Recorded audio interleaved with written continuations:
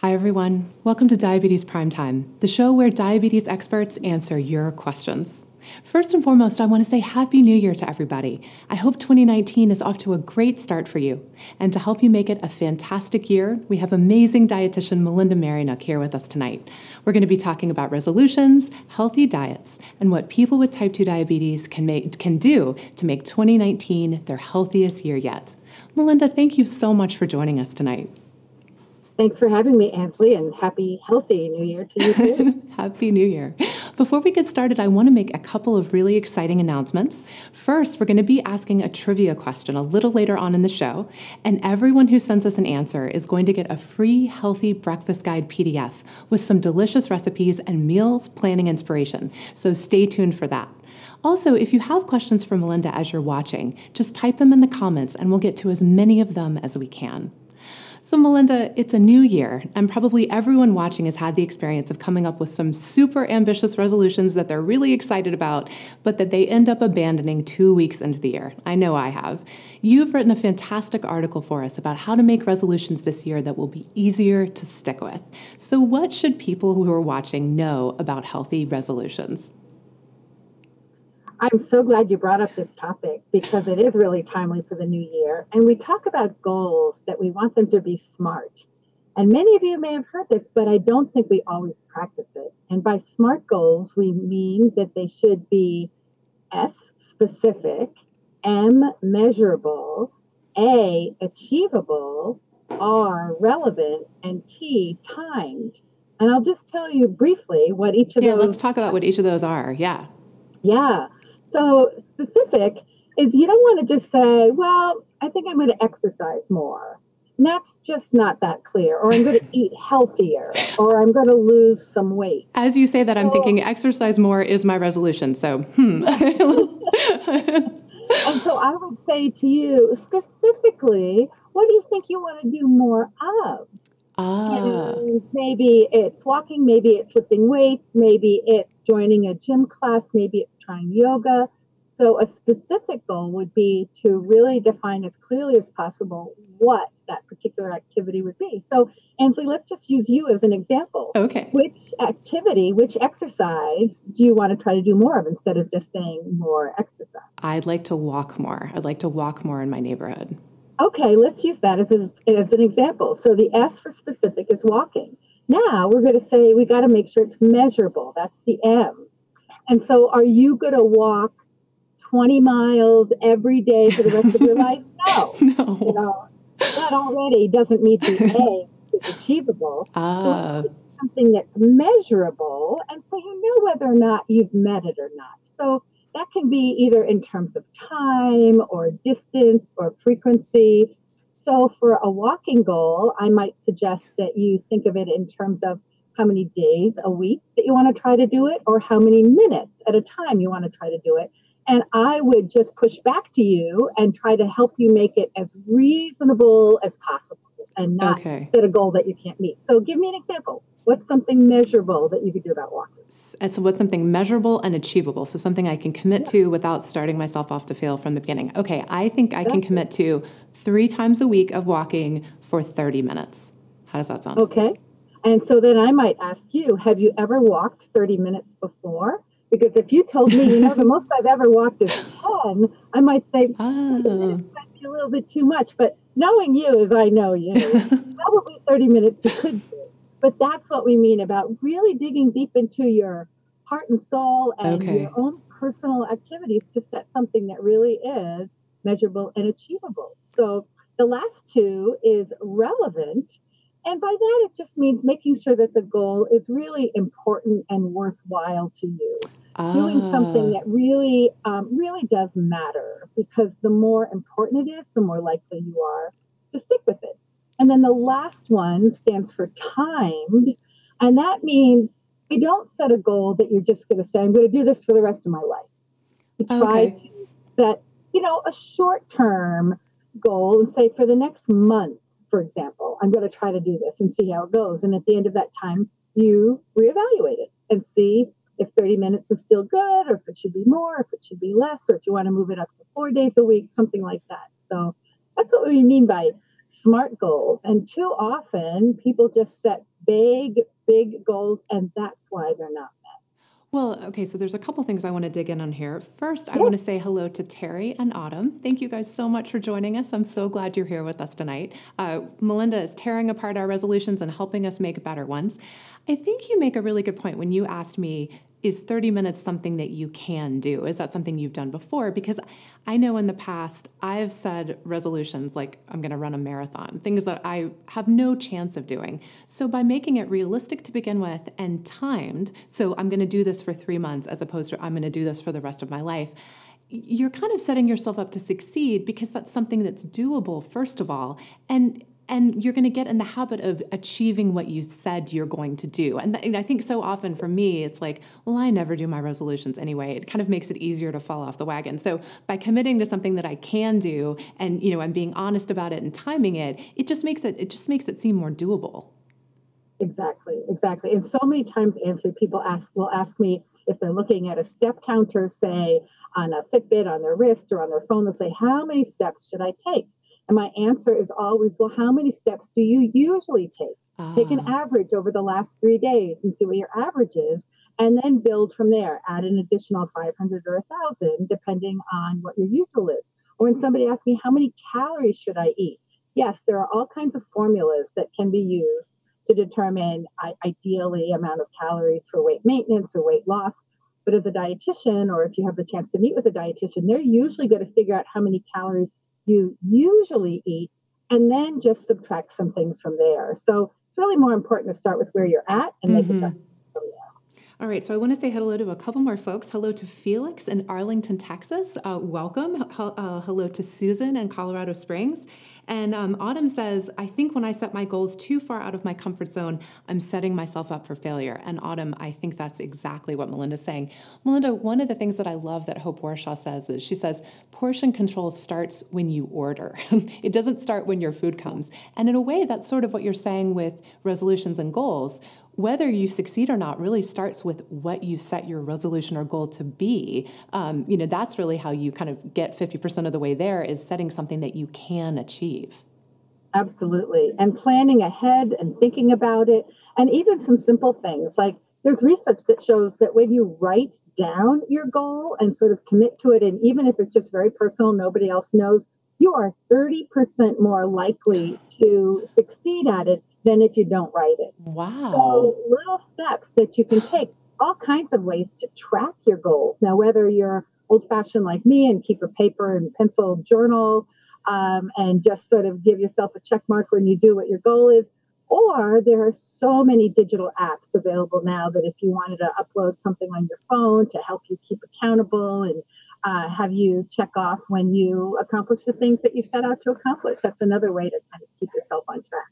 Well, what I really also like about, making it measurable is I can see week to week, okay, I only walked 2 times last week. I'm really going to try to get back on track and walk 3 times this week, really kind of taking a long-term goal. Like if this is my goal for the next 3 months, I can take it week to week, track how I'm doing, see how I'm staying on track or not.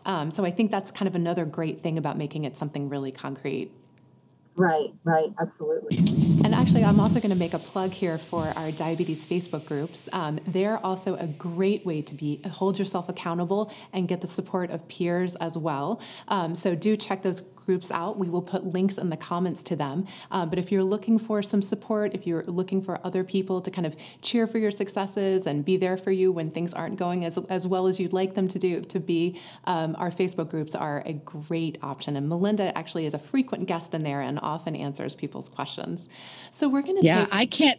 Oh, go ahead. I was just going to say, I can't say enough about the value of support to help bring success to your goals. And what I have observed with this community is just amazing. In my almost 40 years as a diabetes educator, I've never seen anything like this group with Diabetes What to Know, and how you cheer for each other, reach out for each other, support each other. So this is the place to be if you are looking for encouragement and support. So I'm so proud to be part of this community with you all. I'm actually to be a part of it as well. I feel like it's the best of all of us, people being kind to each other and encouraging one another. It's a very special place. So we're going to take a quick break here and do our trivia question. So again, leave us a comment with the answer to this question, and you will get our awesome Healthy Breakfast Guide PDF for free. So be sure to leave us a comment. So the trivia question this week is, an A1C is the average of a person's blood sugar levels over how many months? Is it over the past 1 month, the past 3 months, or the past 6 months? So, your A1C is, some people like to call it your batting average. It's the average of what all your blood glucose numbers have been over a certain period of time. And that's really why your A1C is the key number to look at in order to know how you're doing with your diabetes. So what is that period of time that it's providing an average of? Is it 1 month, 3 months, or 6 months? So send us a message in the comments with the answer, and you will get the breakfast guide for free. And I'll tell you the truth, you're going to get it whether your answer is correct or not. So don't worry about it. Just put an answer in the comments and you'll get that breakfast guide that Melinda put together for us. I'd also like to say a big thank you to the sponsor of tonight's episode, which is Amazon's choice brand of blood glucose monitors and blood pressure products. We'll put a link to that brand on Amazon in the comments as well.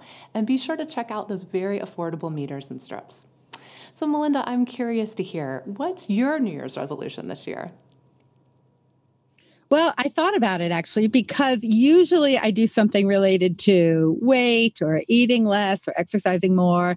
And sometimes I feel sort of deprived. And sometimes my goals can make me feel a little bit negative about things that I'm either restricting about not doing. Mm-hmm. Right.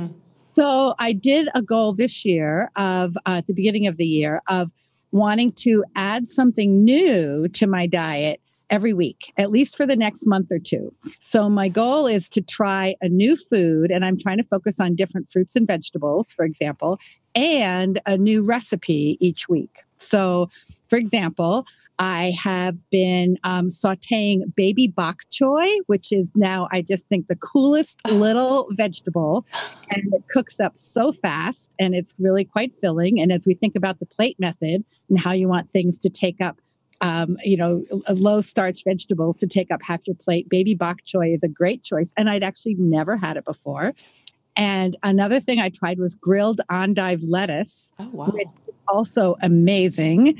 And you could also do it with romaine lettuce. And I never thought about grilling lettuce either.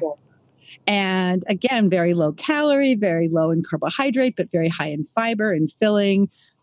So I'm really looking forward to trying a variety of new fruits and vegetables and recipes to help me expand my horizons. Even though I've been doing this for a long time, I still can learn a lot of things myself. So that's fantastic. And I want to see some pictures of this grilled endive. And that sounds absolutely wonderful.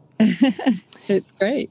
So for those folks out there who maybe haven't created a diabetes-related resolution yet, what would you say are some good resolutions for people with type 2 to consider? Well, I think that you want to stand back and identify what your personal goals are and your health goals are.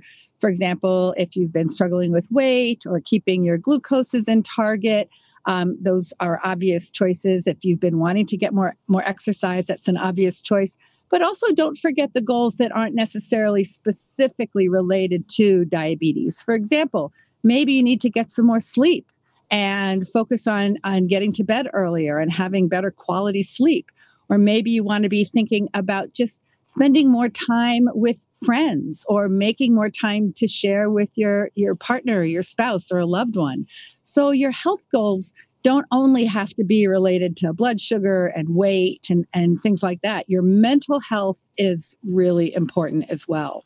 I think that's such a great point. And both of those examples that you gave are two positive examples. So not no sugar, for example, but what can I do to prioritize sleep or prioritize time with my loved ones? I think that's really wonderful. Mm-hmm. Mm-hmm. If our endocrinologist, Dr. Jackson, was here, he would say that the resolution he wishes every person with diabetes would adopt is to know their 5 numbers. And that is indeed an excellent resolution. So in that spirit, we're going to play a video of him talking about what those 5 numbers that every person with diabetes should know are. why they're important, and what a good general target for those numbers are. So we'll play the video and then we'll come back and Melinda and I can chat about it a little bit. Great. What we realize today is that diabetes can really be a numbers game, not just the glucoses that you're checking, but these important numbers that predict your future chance of problems with diabetes. The blood pressure and LDL have the biggest impact. We'd all like the blood pressure to be below 130/80, the LDL cholesterol below 100. The A1C below 7 early in the disease, probably below 8 later on. We'd like the EGFR test always to be over 60. And we'd like your eye doctor at your yearly exam to tell you that your eyes look clear and there's nothing you need to do until he sees you again next year. Know these numbers now, check them regularly, once a year, sometimes more often, for the rest of your life, and you'll always be able to track where you are with your diabetes. And just a quick reminder, folks, that you always want to talk to your doctor about what your targets are. We just provide general information here. You always want to get personalized advice and recommendations from your healthcare team. So I love Dr. Jackson's very, very clear outline of the 5 goals that everyone, all the numbers that someone with diabetes should keep track of.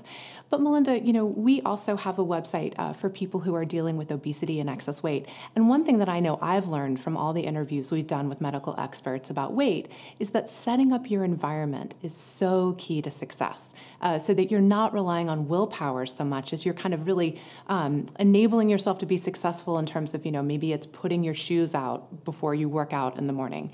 What should people with diabetes be thinking about in terms of how they can help themselves succeed based on how they set up their car or their house to make sticking to their resolutions easier?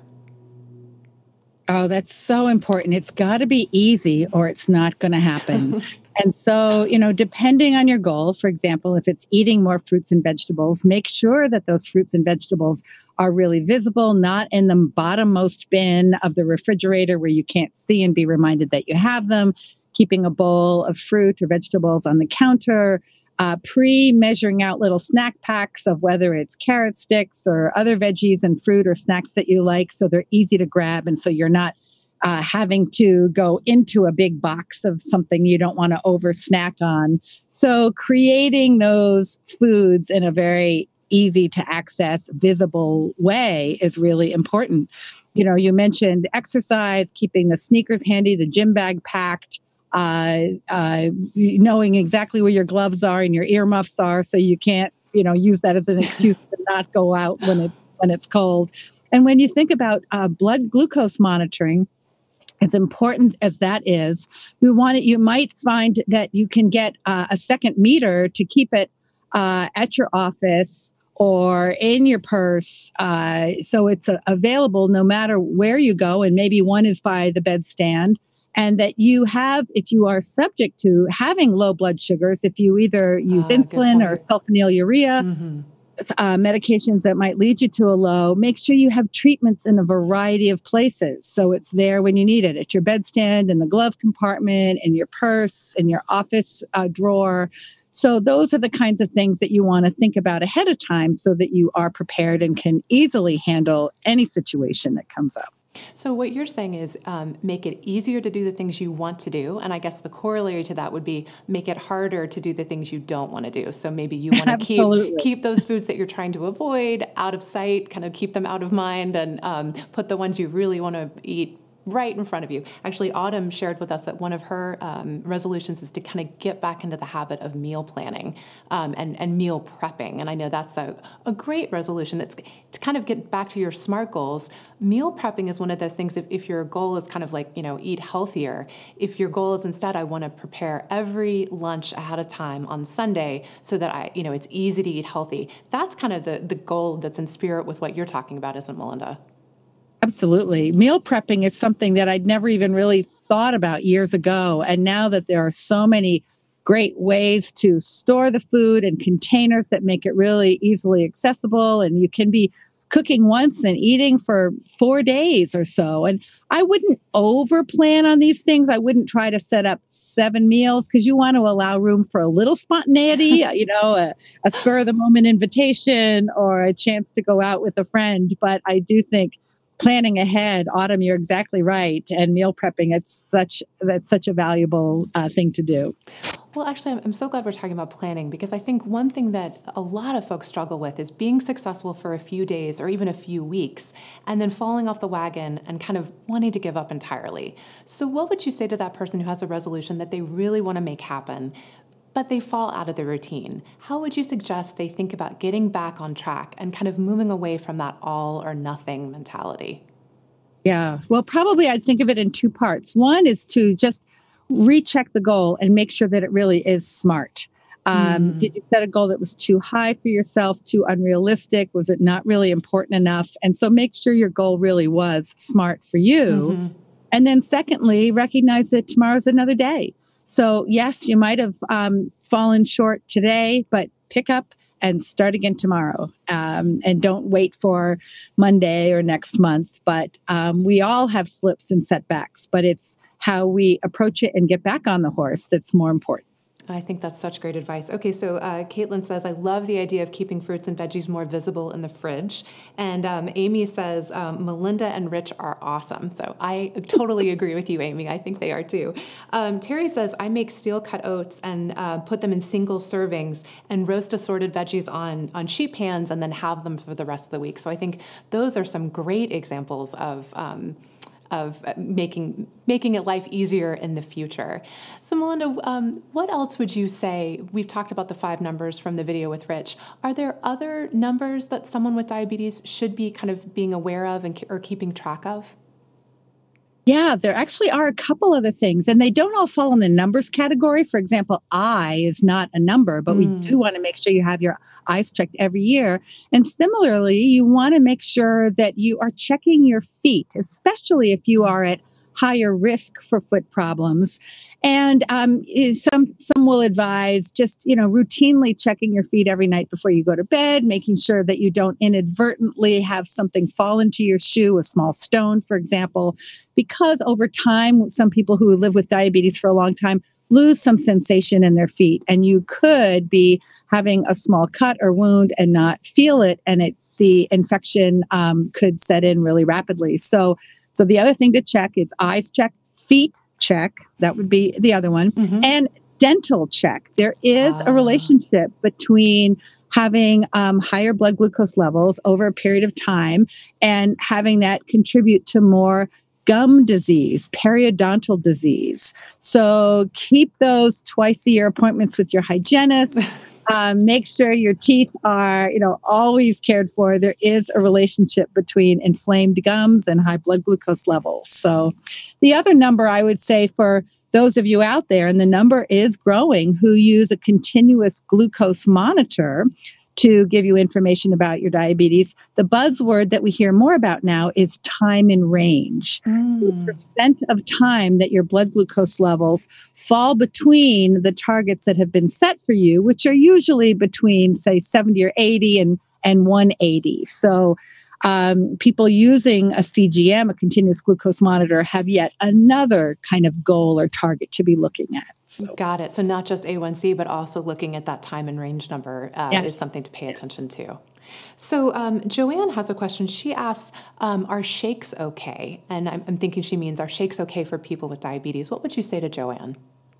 Well, I will say, first of all, there are many kinds of shakes. That's true. So some people will say, okay, I'm going to make a smoothie in the morning and just dump in all kinds of fruit and yogurt. And while they can be healthy, depending on how much carbohydrate is in there, they also could be perhaps more carbohydrate than your body really is able to handle, particularly in the morning. So a little caution about watching the amount of carb that you get and during the time of day that you get it. And I would encourage a shake to have some sort of protein and fat in it, either as a source of whole milk or whole yogurt, or some protein powder or some cottage cheese to give it a little bit more sustainability than just fruit and fruit juice. So those would not be as highly recommended. Now, the other kind of shakes that people with diabetes are more and more turning to, especially if they're also losing weight, is what I would call a meal replacement shake. And that would be a shake that would just be about 8 to 12 ounces, and the calories are only about 200 calories. And you have one of those shakes in place of a meal, usually in place of breakfast and or lunch. And in fact, some of the most important research studies in diabetes for people with type 2 diabetes that has shown effectiveness of weight loss have used meal replacement shakes in them. So I would say, yes, if you're looking at a diabetes specific shake that's a little bit lower in carbohydrate and has good sources of fiber and protein, they're about 200 calories each. Some brands are called Diabetes Slim Fast. There is Glucose, Hunger Smart, Boost. There are a few different varieties. And I would say if you want to try one of those as a way to limit calories from a large breakfast or lunch, if you're trying to be really diligent about restriction, they can be really helpful and really effective. So just kind of taking the question mark of what am I going to have for breakfast or lunch, those shakes are lower in calories and easy to just incorporate into your day. Exactly. I think that's wonderful. Autumn says that she works in an eye facility, and it really concerns her how many people she sees come in with diabetes who don't know their A1C. So that is a super important number to know. And I know that Dr. Jackson has shared with me, and this number just blows my mind, that if you get your yearly eye exam and you know what's happening with your eyes at all times, you can reduce your risk of eye problems to almost nothing because catching something early is possible if you're getting an eye exam, and there's medications that can address things. And so, getting that, I want to just put in another plug for, knowing what's happening with your eyes, and certainly also those dental exams are really, really important. So Melinda, any last advice for people with type 2 or anyone watching as they're thinking about those resolutions? Keep your resolutions smart. Anything else? I would just encourage people to take each day as it comes and set a daily intention. Each day, think about, what am I going to do today that's good for me, my health, my diabetes, my weight. Mix it up, but start each day with a positive intention of something that you're going to try to do. Keep it small, keep it smart, and you can do it. That's fantastic. Oh, and I know you also wanted to share with our audience a new tool from ADA called the Food Hub. Tell us about that. Yes, I'm super excited about it. Thank you for bringing it up, Ansley. So the American Diabetes Association has recently launched a really terrific website that's called diabetesfoodhub.org. So run all those words together, Food Hub, HUB. And on it is just an amazing collection of recipes, meal planning advice, grocery lists, beautiful food photography, beautiful articles. The article that I was just skimming on there the other day is about the superfoods for 2019 and highlighting the benefits of things like berries and cruciferous vegetables and dark leafy greens and higher fatty fish such as sardines and mackerel and salmon. And the last one is legumes and the benefit of all kinds of beans. So great set of resources. You don't even have to go to the ADA website directly, although you can get to the Food Hub through there. You can just go diabetesfoodhub.org. And I think any of you that enjoy food like I do will enjoy this resource. Oh, that's fantastic. And Melinda, we do have one last question from Craig. He says, a close friend of mine lives with diabetes. For those nights when we're drinking, what are some of the best foods and non-alcoholic drinks to have stocked in the house for him? He says, I'm never sure how alcohol affects his blood sugar. So first of all, Craig, what a good friend. I'm so glad you're here. Melinda's totally the right person to ask. And I'll let you take it away, Melinda. Yeah, that is really thoughtful. And so, first of all, the person with diabetes, they'll be the best judge about what and how much they can drink. So you don't want to make that judgment for them, and you have a beer and you just offer them a Diet Coke. But it is good to have a variety of things available and ask them ahead of time, if they do drink alcohol and what they would want. The main thing with people with diabetes would avoid is highly sweetened drinks. So a strawberry daiquiri or a rum and Coke, something with real sugar in it. But people with diabetes, unless there's another medical reason, can certainly have beer, wine, distilled spirits in moderate amounts. And by moderate amounts, I mean 1 ounce of a distilled spirit, like a whiskey or a vodka mixed with something, and ideally mixed with something with not a lot of carbohydrate in it, 4-ounce glass of wine or a 12-ounce beer. The guidelines for men is to not have more than 2 drinks, and for women, 1 drink a day. And the most important guideline is to not drink on an empty stomach, but to have some food while you're drinking, even if it's peanuts, some snack mix, some cheese and crackers. So it's important to not drink on an empty stomach because it could give you actually some low blood sugar, and that could mimic the effects of looking like you've had too much to drink. So you might think your friend is actually drunk, where actually they might be having a low blood sugar. So another reason to keep that meter and strips handy, just so you want to be checking, and great suggestion on making sure you have some kind of snack with a few carbs in it. Right. Awesome. Well, Melinda, thank you so much for joining us tonight. As always, you have so many wonderful ideas. I'm inspired, and I have a much more realistic goal now, thanks to you. I'm committing to everyone. I don't have to write it down. I'm saying it here. I'm going to be walking 3 times a week for 30 minutes. I'm going to do it for 3 months. So I'll be checking in with you guys and staying accountable to that goal. So thank you so much for joining us. Great. Thank you, Ansley. I enjoyed it. So a big thank you also to all of you who answered our trivia question. The correct answer is 3 months. So an A1C test is the average of your blood sugar over the last 2 to 3 months.